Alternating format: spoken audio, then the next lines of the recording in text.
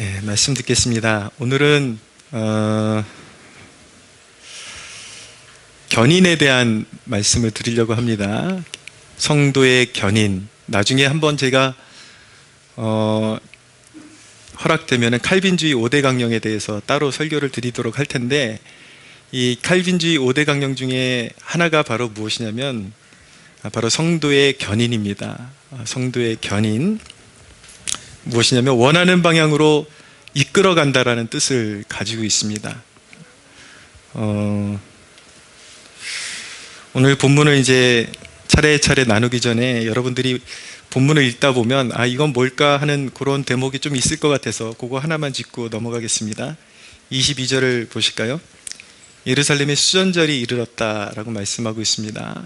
성경에 여러 절기들이 나오는데 수전절은 구약 성경에 보이지 않는 절기입니다. 왜 그러냐면 그것이 이제 구약에서 이제 신약으로 넘어가는 그 과도기적인 그런 그 위치에 이제 신구약 중간기라는 그런 이제 텀이 있는데 이제 그런 텀에 이제 생긴 절기이기 때문에 구약에는 나타나지 않죠.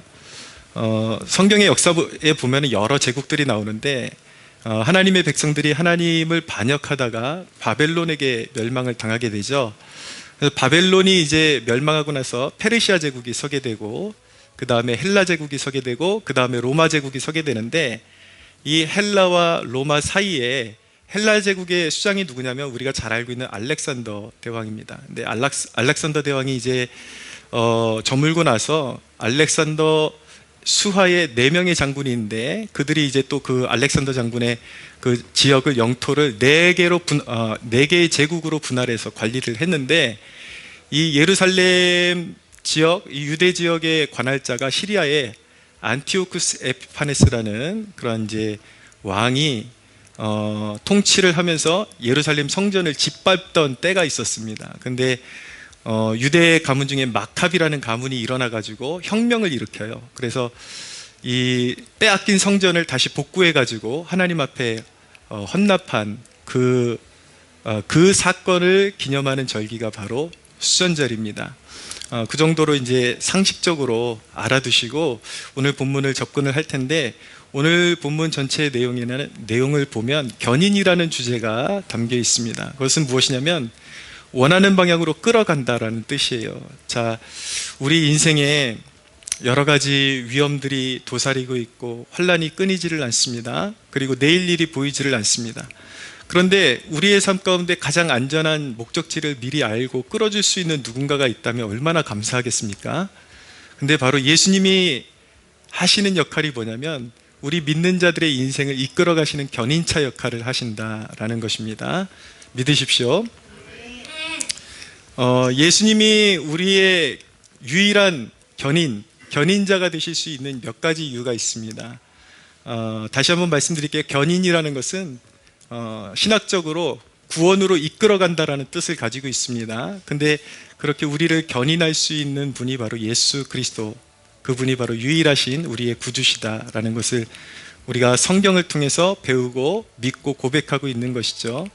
예수님만이 우리의 견인자가 되실 수 있는 첫 번째 이유는 무엇이냐면 그가 우리를 값주고 사셨기 때문인 것입니다. 자, 28절을 보십시오. 내가 그들에게 영생을 주노니 라고 말씀하고 있습니다. 예수님께서 믿는 우리에게 영생을 주실 수 있는 이유는 무엇이냐면 우리가 그의 소유가 되었기 때문인 것입니다. 그런데 주님께서 우리를 값주고 사실 때 무엇을 값주고 사셨는가?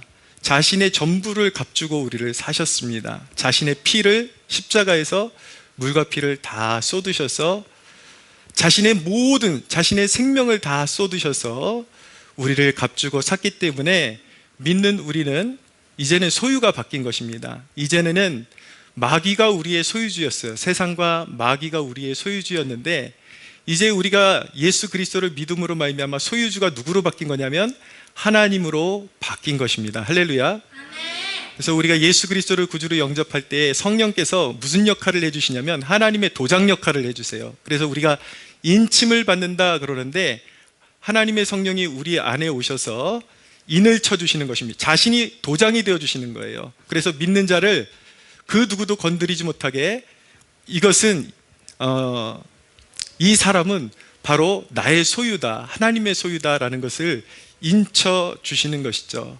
그래서 예수 그리스도께서 피 흘리심으로 말미암아 우리를 값주고 사셔서 성령으로 인쳐 주셨기 때문에 그 누구도 우리를 빼앗아 갈 수 없는 것입니다. 할렐루야. 베드로전서 2장 9절에 보면 그러나 너희는 택하신 족속이요 왕같은 제사장들이요 거룩한 나라요 그의 소유가 된 백성이니 이는 너희를 어두운 데서 불러내어 그의 기이한 빛에 들어가게 하신 이의 아름다운 덕을 선포하게 하려 하심이라. 너희는 거룩한 나라요 제사장들이요 그의 소유가 된 백성이다. 얼마나 행복한 말씀입니까? 이전에 우리는 버려졌던 존재인데 예수 그리스도 안에서 하나님의 소유된 백성이다. 이전에는 우리는 영적으로 비루하고 버려지고 멸망받은 존재였는데 이제 그리스도께서 우리를 소유하심으로 말미암아 왕같은 제사장, 하나님을 온전히 예배하고 평생 받들고 섬기는 제사장으로 우리를 부르셨다라는 것입니다. 그렇기 때문에 예수 그리스도가 우리를 소유하고 있기 때문에 그 누구도 우리를 빼앗을 수 없고 해코지할 수 없는 것입니다. 그분이 견인해서 우리를 이끌어 가시는 것입니다. 두 번째로 예수 그리스도가 견인자가 되시는 이유는 무엇이냐면 그것이 그분의 사명이기 때문인 것입니다.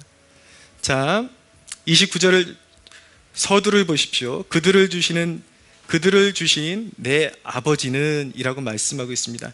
예수님께 믿는 자들을 주신 분이 누구예요? 아버지 하나님께서 예수님께 믿는 자들을 맡기신 것이다 라고 말씀하고 있는 것입니다. 자, 우리의 구원은 어떤 우발적인 사건이 아니라 하나님의 영원하신 계획 속에서 벌어진 일이라는 것을 우리는 알게 되는 것입니다.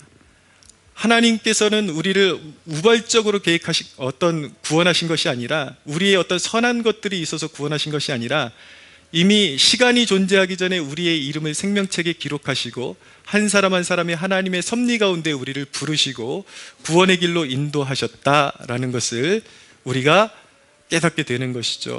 우리는 믿고 나서 그런 의심을 할 때가 있습니다. 만약에 믿음의 여정 가운데 우리가 연약해지거나 때때로 하나님의 그 수준이, 하나님이 원하시는 그 기준에 다다르지 못할 때에 혹시라도 버림받으면 어떻게 하나라는 걱정을 할 때가 있어요. 그러나 그렇게 걱정하는 것은 무엇과 같은 것이냐면 하나님의 계획이 불완전하다라고 주장하는 것과 같은 것입니다. 결국 그렇게 되면 하나님이 전능하시지 않은 셈이 되는 것이죠.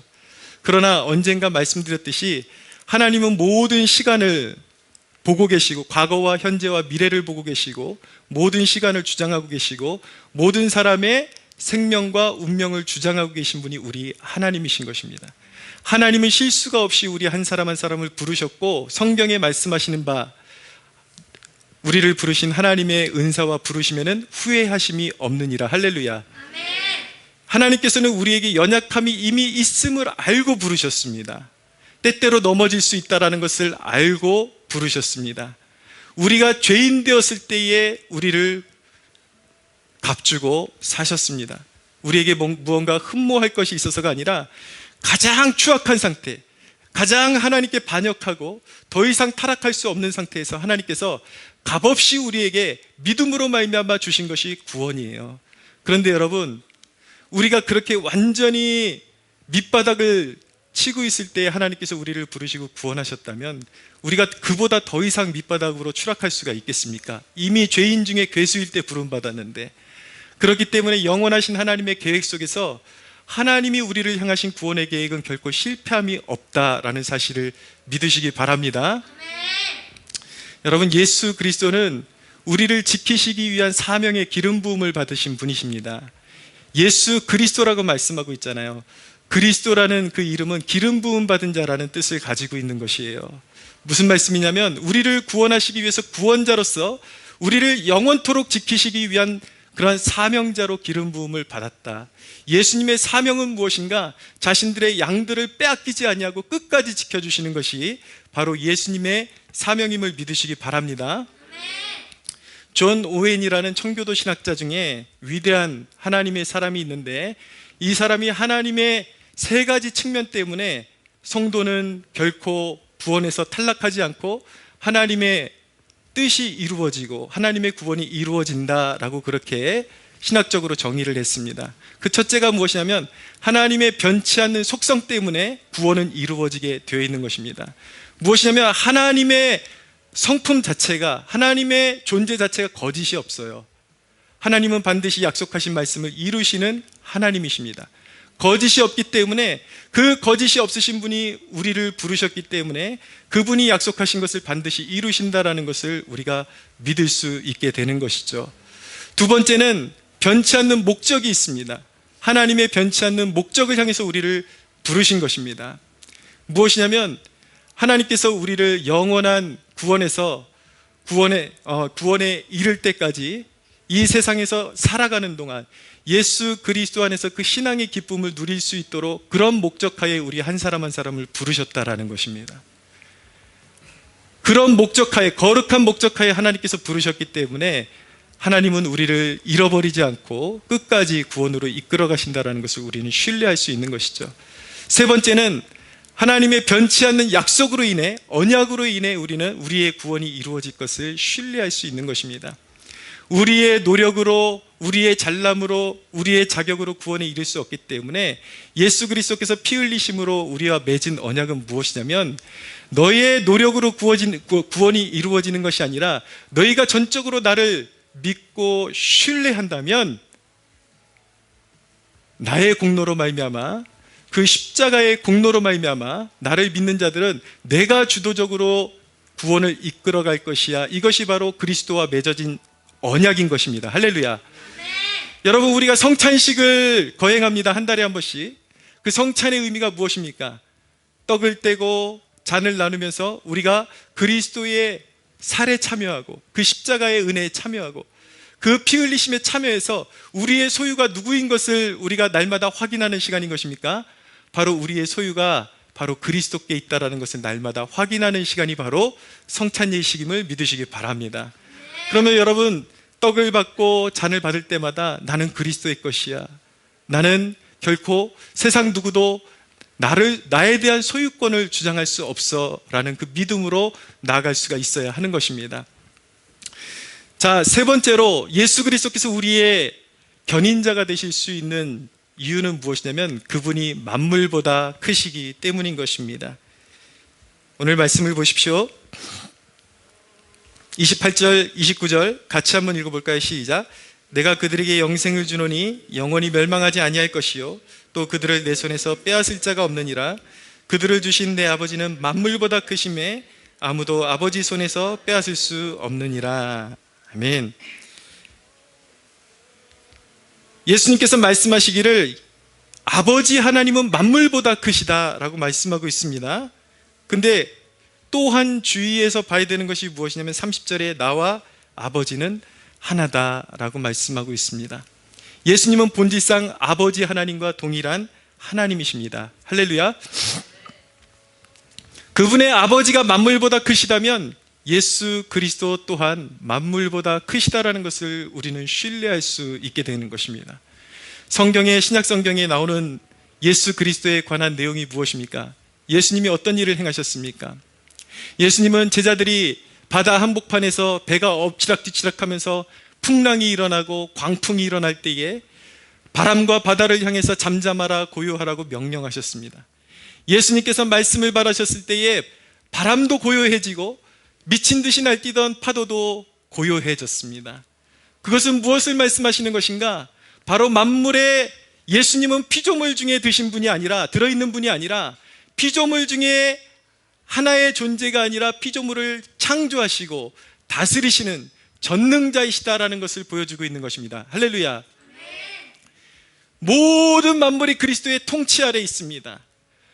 그리스도와 모든 만물은 피조물의 세계에 들어있는 것이 아니라 예수 그리스도는 하나님이시요, 세상의 모든, 아무리 그것이 위험이 있고, 여러분들 여행 가서 큰 산만 봐도 막 가슴이 뛰고 그 위험에 압도되지 않습니까?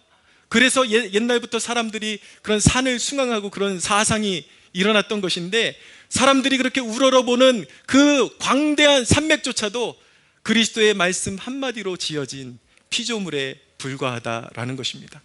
예수 그리스도는 만물보다 크신 분이십니다. 할렐루야.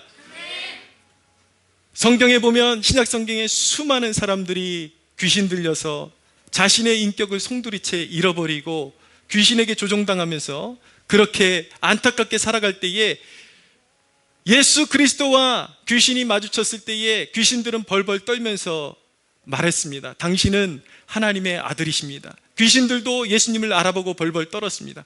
예수님께서 말씀하십니다.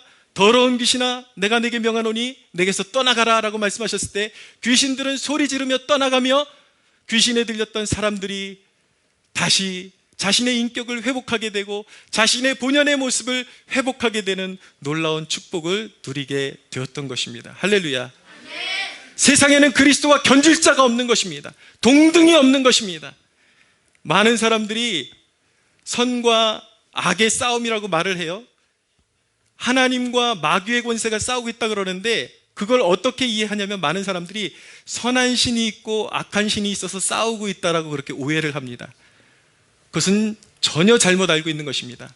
진정한 신은 오직 우리 하나님 한 분뿐이요, 마귀와 사탄과 귀신은 피조물인 것입니다. 피조물이 타락한 피조물인 것이죠. 그러므로 만물의 주관자가 되시는 예수 그리스도의 말씀 앞에 귀신은 벌벌 떨며 도망갈 수밖에 없는 것입니다. 할렐루야. 견줄 자가 없는 것입니다. 그분은 왕이십니다. 그분은 통치자이십니다. 만물의 주관자이십니다. 여러분, 우리가 세상을 어떻게 이길 수 있습니까? 강한 자 곁에 있으면 되는 것입니다. 강한 자에게 붙어 있으면 되는 것입니다. 과거에 제가 어렸을 때에 초등학교 한 2, 3학년 이런 때에 선명한 기억이 무엇이냐면, 동네 형들이 괴롭히고 있으면 저희 큰형님이 저랑 한 8살 차이 되니까 꽤 차이가 나죠. 그러면 우리 형님이 뒤에 와서 제 손을 딱 잡아주세요. 잡아줘가지고 저를 괴롭히는 동네 큰형한테 야, 너 얘랑 싸워봐 그러는 거예요. 그래놓고 싸움을 붙여놓고 제 뒤에서 이 고사리 같은 손을 뒤에서 형이 딱 잡아주고 막 휘둘러 주는데요, 동네의 그 큰형도 아무것도 아니더라고요. 그냥 엉엉 울면서 그냥 가버리더라고요. 여러분, 우리는 약하지만 그리스도께서 우리 곁에 계시고 그분이 붙들어 주시면 당할 자가 없음을 믿으시기 바랍니다. 그분의 손에서 우리를 빼앗을 자가 없는 것입니다. 그런 의미에서 28절에서 29절을 다시 한번 보십시오. 다 같이 한번 읽어볼까요? 시작. 내가 그들에게 영생을 주노니 영원히 멸망하지 아니할 것이요 또 그들을 내 손에서 빼앗을 자가 없느니라. 그들을 주신 내 아버지는 만물보다 크심에 아무도 아버지 손에서 빼앗을 수 없느니라. 할렐루야. 아무도 빼앗을 수 없다. 세상에 환난이 와도, 역경이 와도, 어떤 어둠의 세력이 우리에게 공격해 와도 하나님 안에 있는 우리의 존재를 빼앗을 수 없다. 그리스도께서 우리를 소유하고 계시기 때문에 결코 우리를 빼앗을 수 없는 것입니다. 할렐루야. 여러분, 우리 주님은요, 사실 나일론 신자들에게도 매우 관대하십니다. 그들을 기억하십니다. 제가 이전에 중국 대사까지 지냈던 온누리교회 장로님의 간증을 잠깐 접한 적이 있는데, 이분이 좀 비상한 은사가 있으세요. 근데 꿈에서 두 사람을 구해내라고 하나님께서 이제 좀 알게 해주셨는데, 알고 보니까 이 두 사람이 중국에서 마약 밀매를 하다가 이제 중국 감옥에 투옥돼갖고 사형 선고를 받은 사람들이에요. 그래서 나중에 이제 외교적인 절차를 통해서 이들을 빼왔죠. 하나님이 그렇게 가르쳐 주셨으니까. 그 과정에서 알게 된 것이 무엇이냐면, 이 두 사람이 알고 보니까 나일론 신자였던 것입니다. 과거 언젠가 예수 믿겠다고 결단했는데 예수 믿겠다고 해놓고 정신 차리지 못하고 세상에 물들어가지고 마약 사들이고 나쁜 짓하고 그러다가 하나님의 뜻대로 살지 못하다가 결국 중국 공안한테 잡혀갖고 사형 선고까지 받게 됐는데, 하나님께서 그 나일론 신자들도 내가 기억하고 있다라고 그렇게 말씀하시면서 그들을 구해오라고 그렇게 명령을 하셔가지고 구해왔다라는 간증을 접한 적이 있습니다. 우리 하나님, 우리 주님의 구원의 은혜는 우리가 생각하는 것보다 더 관대하십니다. 믿으십시오. 저는 이 단에서 설교할 때 두려운 것이 무엇이냐면, 때로는 여러분들을 하나님 앞으로 당기기 위해서 어떤 신앙의 높은 기준을 여러분들에게 제시를 했을 때에 예배를 마치고 나면 저는 마음이 편하지를 않아요. 그것이 설교를 잘못했기 때문이 아니라 그 설교를 한 이유는 우리 신앙이 약한 성도들이 그 말씀을 듣고 주님께로 더 가까이 오라는 뜻인데, 우리 성도들이 자포자기하고 나는 안 되는구나, 그 말씀을 잘못 알아듣고 그렇게 뒤로 물러나면 어떻게 할까, 노심초사 그런 걱정을 합니다. 또 하나의 걱정은 무엇이냐면, 내가 너무 설교를 느슨하게 하는 것은 아닌가. 분명히 거듭나야 되고 회심해야지 분명히 하나님 나라를 소유할 수 있는데, 내가 약한 자들을 위해 준다라는 빌미에 너무나도 구원의 그 기준을 낮게 제시해가지고 아직도 거듭나지 못하고 하나님께 삶을 드리지 못한 성도들이 이 정도면 나도 구원받았겠지 하는 안도 가운데 살아갈까봐 그 양갈래의 싸움 가운데서 제가 몹시 괴로워하고 힘들어합니다. 이렇게 설교하면 이런 분들이 걸리고 저렇게 설교하면 저런 분들이 걸리고, 이 설교의 의미는 어떻게 해서든 그들을 구원하고자 함인데 그 의도를 잘못 알아듣고 누군가는 떠나가거나, 아니면 하나님 앞에서 결단해야 될 사람인데 그걸 알아듣지 못하고 교회 마당에 발만 밟고 있는 그 상태에서 내가 구원받았다라고 착각하고 있는 것은 아닌지, 그 양갈래 속에서 늘 저는 싸움을 벌이고 있는 것이죠. 여러분들이요, 신앙이 그렇게 강해 보이지 않아도 언젠가 여러분들이 예수님을 진짜 믿겠다라고 고백한 적이 있다면 천국에 갈 수 있는 가능성이 있습니다. 가능성이 있어요. 그러나 그 누구도 자기 자신도 확신을 갖지 못하고 목사가 봐도 그 사람이 구원받은 사람인지 아닌지 알아볼 수가 없는 거예요. 늘 불확실성 가운데 사는 것이죠. 그러다 하나님의 주권 가운데 그가 구원받을 수도 있겠지만, 목사의 사명은 무엇인가? 어쩌다가 요행이 구원받을 수 있는 가능성이 당신에게 있습니다, 이걸 가르쳐주는 것이 목회가 아니라 확고하게 믿음의 반석에 세워서 구원의 확신을 갖도록 그렇게 인도하는 사명을 받은 사람이 목사인 것입니다. 할렐루야. 사랑하는 여러분, 불확실성 가운데 살아가지 않게 되기를 원합니다. 하나님은 나일론 신자도 기억하신다고 말씀하지만, 여러분들이 나일론 신자로 살아갈 때에 여러분들의 정금과 같은 그 인생들이 소진되어지고 소모되어지는 것 아깝지 않습니까? 그리고 살면서 언젠가 하나님의 심판대 앞에 서게 될 텐데, 죽음이라는 그 기로 앞에 서게 될 텐데, 내가 천국 가게 될지 지옥 가게 될지도 확실히 모르는 그런 인생 가운데 살아가고 싶으십니까? 사랑하는 여러분, 교회의 발만 딛고 살아가는 신자가 되지 마시고 그리스도 품에 안기는, 여러분들의 삶을 온전히 주님께 바치는 성도들이 되시기를 예수님의 이름으로 축복합니다. 아멘. 여러분, 그리스도의 견인은 4가지를 보장합니다. 이 견인은 4가지를 보장하는데, 첫째는 구원을 보장합니다. 예수 그리스도를 나의 구주로 믿는 백성들, 그 백성들을 하나님께서 반드시 구원하신다라는 그 약속을 믿는 자들은 반드시 구원을 주십니다. 할렐루야. 아멘. 두 번째 약속은 무엇이냐면, 두 번째 보장은 모든 것이 합력하여 선을 이루게 하시는 보장을 해주시는 것입니다. 그리스도께서 우리를 견인해 가신다는 것은 우리의 삶의 모든 희노애락을 통해서 결국 구원이 이루어지도록 모든 것이 합력하여 선을 이루게 되는 그러한 일들을 보장해 준다는 것을 알게 되는 것입니다.